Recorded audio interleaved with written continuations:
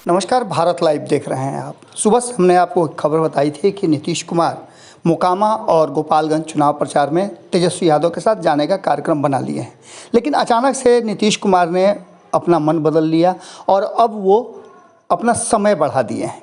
देखना होगा कि उस समय पर भी नीतीश कुमार जाते हैं या नहीं जाते हैं, लेकिन उससे पहले आपको ये जानना ज़रूरी है कि बिहार में जो नई सरकार बनी है उस सरकार के भीतर क्या कुछ चल रहा है।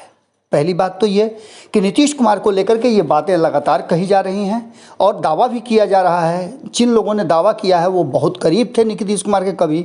उनका कहना है कि नीतीश कुमार ज़्यादा लंबे समय तक नहीं टिक पाएंगे, वो भारतीय जनता पार्टी के पाले में एक बार फिर से जाएंगे। इसमें कितनी सच्चाई है और क्या उनके इस बात में तर्क क्या है और किस कारण से वो कह रहे हैं, ये तो वही बता सकते हैं। लेकिन उसके साथ साथ एक और बात बहुत मजबूती से चल रही है कि नीतीश कुमार अपनी पार्टी का विलय राष्ट्रीय जनता दल के साथ करेंगे और कई दल इसमें शामिल होंगे।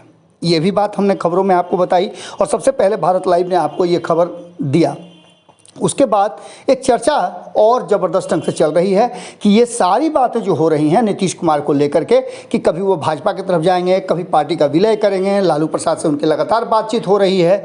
इन सारी बातों के बीच में नीतीश कुमार की चुप्पी और नीतीश कुमार का जिस तरह से पूरा जो स्ट्रक्चर रहा है सत्ता पर बैठे रहने का, जिस तरह से पिछले 2-3 दिनों से आपने देखा होगा कि बहुत सारे ऐसे मुद्दे हैं जिसको लेकर के जीरो टॉलरेंस की बात करने वाले नीतीश कुमार अपने अधिकारियों को लेकर के कितना ज़्यादा सॉफ्ट हो जाते हैं।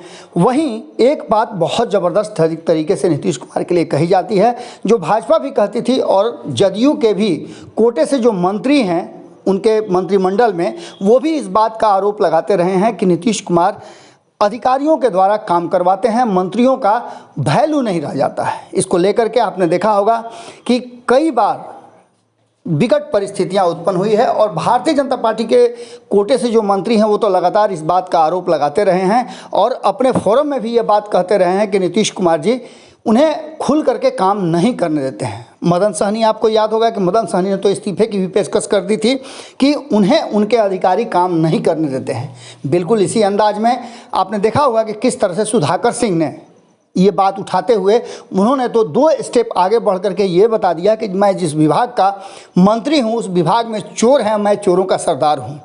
इसके साथ साथ आपने देखा कि उन्होंने एक बड़ा स्टेप उठाते हुए इस्तीफा तक दे दिया।